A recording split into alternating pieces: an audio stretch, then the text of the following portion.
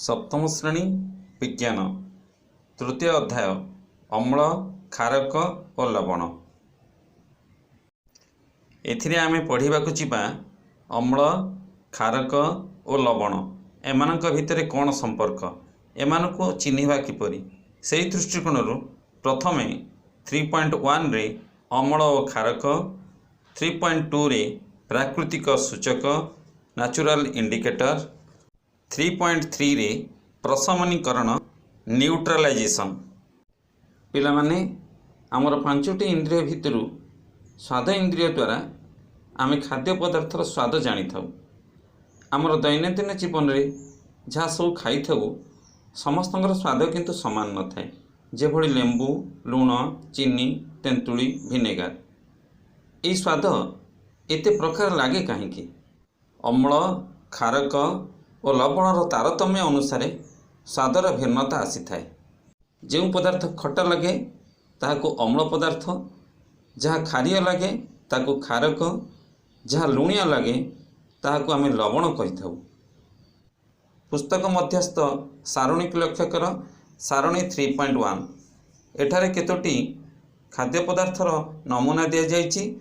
सेगुड़िक चाखी तार स्वाद आमे निरूपण करिबा, किंतु सावधान तुमको कह जाई नथिबा अन्य कोनोसी पदार्थ को छुईबाकू किंबा तार स्वाद चाखिबाकू चेष्टा कर नाही। से सब अजଣା पदार्थ आम पई क्षतिकारक भी होई पारे। सारणी रे थिबा पदार्थर स्वाद लेंबू रस यार स्वाद होछि खटा, कमला रस खटा, भिनेगार खटा, साधारण लुण यार स्वाद होछि लुणिया, दही होछि खटा, तेंतुली खटा, चीनी यार स्वाद होछि मीठा, अँला यार स्वाद होछि खटा, खाइबा सोडा यार स्वाद होछि खारिया, अंगूर खटा, कंचा आंब खटा। एबे एमानक विषय रे टिके विस्तृत भाव में आलोचना रखिबा। पुस्तकर 3.1 अम्ल और क्षारक। तुमे जान लेंबू रस, कमला रस, भिनेगार और दहीर स्वाद खटा। ए सब पदार्थ चाखिले खटा लागिबार कारण कौन? एथिरे अम्ल थिबा दृष्टिरू यह खटा लगे। यही सब प्राकृतिक पदार्थर रासायनिक गुण होछि अम्लीय। अम्ल शब्दटी एक लाटिन शब्द एसिडस रु आसीछि, जार अर्थ होछि खटा। किंतु खाइबा सोडार स्वाद यह किंतु खटाड़िया नुहे, कारण एथिरे अम्ल नाही। यह खारिया लगे। यह को दुई आंगुली रे घसिले चिकण लगे। एहिपरि आंगुली रे चिकण लागुथिबा खारिया स्वादयुक्त पदार्थ को आमे क्षारक कहि थाउ। तुमे पुस्तक को लक्ष्य कर। तुमे जानिछ कि एही सारणी रे केतेक पदार्थर नाम दिया जाइछि, ता अम्ल कि क्षारक यार मध्य सूचना आमे पाउछे। तत्सहित यार प्राकृतिक उत्सर मध्य नमूना दिया जाइछि। एबे लक्ष्य करिबा। अम्लर नाम एसिटिक अम्ल। प्राकृतिक उत्स होछि भिनेगार। फर्मिक अम्ल यार उत्स होछि पिंपुड़ी, जंदा, महुमाछी रे सुंडरे थिबा विषाक्त पदार्थ। साइट्रिक अम्ल कमला, लेंबू। लैक्टिक अम्ल दही। आक्जेलिक अम्ल पालंग साग। आस्कर्बिक अम्ल अँला, जहाँ विटामिन सी रे भरपूर। टार्टारिक अम्ल तेंतुली, अंगूर, कंचा आंब। एबे केतोटी क्षारर नाम। कैल्शियम हाइड्रोक्साइड उत्स होछि चून पानी। एमोनियम हाइड्रोक्साइड काच सफा करिबा द्रवण। सोडियम हाइड्रोक्साइड, पोटासियम हाइड्रोक्साइड जहाँ साबुन रे अछि। मैग्नीशियम हाइड्रोक्साइड प्रति अम्ल बटिका बा आंटासिड टैबलेट। आमे आलोचना रखिले केतक पदार्थ चाखी करी तार अम्लीय किंवा क्षारीय गुण को आमे जानि पारुछे, किंतु आमे स्वाद चाखी पारु नथिबा पदार्थ गुड़िकर प्रकृति जानिबा किपरि? प्रकृति ता बक्षरे यार मध्य समाधान रखिछि। कौनसी पदार्थर अम्लीय किंबा क्षारकीय गुण को जानिबा पई केतक विशेष पदार्थ व्यवहृत हुए। एमानकु सूचक कहा जाए, इंडिकेटर। एही सूचक पदार्थर संस्पर्श रे आसिले अम्लीय किंबा क्षारकीय पदार्थर रंग बदली जाए। जेभଳି लिटमस, हलदी, मंदार फूल एहीपरि केतक सूचक प्रकृति पक्षर मिली थाए। 3.2 प्राकृतिक सूचक नेचुरल इंडिकेटर। लिटमस, हलदी मंदार फूल परी केतक सूचकर विषय आम आलोचना रखा। सर्वप्रथम लिटमस को एक मुख्य प्राकृतिक सूचक भाव में व्यवहार करा लाइकेन रु प्रस्तुत हुए। पातित जल में यार पाटल अम्लीय द्रवण में मिसिले यार रंग नाली एवं क्षारीय द्रवण में मिसिले यार रंग नील हुए। यार विशेष गुण यह द्रवण किंबा कागज खंड रूप में मिलता है। यही कागज को लिटमस कागज कहुए, जेपरी नाली लिटमस कागज और नील लिटमस कागज। तुमपाई काम 3.1 लेंबू रस किछि पानी मिसाई एक काच पात्र रख। खंडे नाली लिटमस कागज उपरे ए लेंबू पानी एक टोपा पकाओ। लिटमस कागज रंग बदलुची कि नहीं लक्ष्य कर। सेहीपरि खंडे नील लिटमस कागज उपरे एक टोपा लेंबू पानी पकाओ। लिटमस कागज रंग बदलुची कि नहीं लक्ष्य कर। एबे कुह तो केउथिरि रंग बदलुची। यह ठीक रूपे आम यही सिद्धांत पहुँचले जे नाली लिटमस कागज नाली थिबा स्थले नेली लिटमस कागज रंग लाल हो गला। एथुरु जनागला लेंबू रसटी क्षारीय न होई अम्लीय।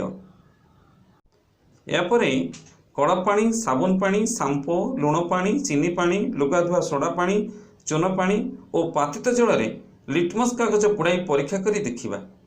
जहाँ देखिले ताहा सारणी 3.2 रे लिखि रखिबा। द्रवणर नाम कड़ा पानी। नाली लिटमस रे प्रभाव एठार नाही। नील लिटमस रो प्रभाव एठार नाही। एही सिद्धांत रे पहुँचले यह एक प्रशमित द्रवण। साबुन पानी नाली लिटमस रो प्रभाव नील होईगला। नील लिटमस रो प्रभाव किछि नाही। सिद्धांत यह क्षारक अटे। सांपो नाली लिटमस रो प्रभाव नील, नील लिटमस रो प्रभाव नाही, यह क्षारक। लुण पानी नाली लिटमस रो प्रभाव नाही, नील लिटमस रो प्रभाव नाही, यह एक प्रशमित द्रवण। चीनी पानी नाली लिटमस रो प्रभाव नाही, नील लिटमस रो प्रभाव नाही, यह एक प्रशमित द्रवण। लुगा धुआ सोडा पानी नाली लिटमस रो प्रभाव एठारे नील होईगला। नील लिटमस रो प्रभाव एठारे किछि नाही, तेणु सिद्धांत रे यह क्षारक। चून पानी नाली लिटमस रो प्रभाव नील, नील लिटमस रो प्रभाव किछि नाही, यह क्षारक। पातित जल नाली लिटमस रो प्रभाव किछि नाही, नील लिटमस रो प्रभाव एठारे किछि नाही, यह अम्ल बा क्षारक नुहे। आमे एई बिंदु मानकरे पहुँचले जे अम्लीय द्रवण रे नील लिटमस जेपरी बुड़ाइले नाली रंग हो जाए, सेही भली क्षारीय द्रवण रे नाली लिटमस पेपर बुड़ाइले नील रंग हो जाए। पुनराय जो पदार्थ रे कोनोसी लिटमस रो रंग बदले नाही ताहाकु प्रशमित बा न्यूट्रल द्रवण कहि थाउ। एई द्रवण अम्ल नुहे कि क्षार नुहे। हलदी हलदी को एक प्राकृतिक सूचक भाव में आमे व्यवहार करि परिबा। क्षारीय द्रवण रे एहाकु मिसाइले एहार हलदिया रंग बदली नाली हो जाए। यह अति सहज रे तुमपाई कामर परीक्षण रे बुझी पारिबो। तुमपाई काम 3.2 एक बड़ चामच हलदी गुंड रे अल्प पानी मिसाई बहलिया द्रवण तैयारी करिबा। ब्लटिंग कागज रे एही द्रवण को पकाई सुखाई दियो। एही हलदी रंग कागज उपरे टोपाई साबुन पानी पकाई देखिल कौन देखिल यार रंगर किछि परिवर्तन होला कि? हाँ, हलदिया कागज टिकी भली लाल हो गला। एबे सारणी 3.3 को पूरण कर। एथिरे दिया जाइथिबा अन्य द्रवण गुड़िक सह एही हलदी रंग कागजर रंग किपरि बदलुची लक्ष्य कर। हलदी द्रवण रे परिवर्तन और मतामत एही स्तंभ गुड़िक लेखिबाकू चेष्टा कर। द्रवणर नाम लेंबू रस। हलदी द्रवण रे परिवर्तन अपरिवर्तित। मतामत यह अम्ल अटे। कमला रस अपरिवर्तित अम्ल अटे। भिनेगार अपरिवर्तित अम्ल अटे। चून पानी हलदी द्रवणर परिवर्तन यह हलदी न होई नाली होईगला। मतामत यह क्षारक। चीनी पानी अपरिवर्तित अम्ल बा क्षार नुहे। लुण पानी अपरिवर्तित अम्ल बा क्षार नुहे। ଖାଇବା सोडा पानी हलदी द्रवण में परिवर्तन घटी यह हलदी न होई नाली होईगला मतामत यह क्षारक अटे। लुगा धुआ सोडा पानी परिवर्तन नाली होईगला मतामत क्षारक। पिलामाने तुम्हें चाहिए तुम जन्मदिन पर सुंदर अभिनंदन पत्रटी मध्य प्रस्तुत करिपारिबो। एथिपाई तुम्हें बटा हलदीर द्रवण नेब एवं हलदी कागज तैयारी करी ता उपरे साबुन पानी रे तुला लगा काठी द्वारा विभिन्न चित्र अंकन करिपारिबो।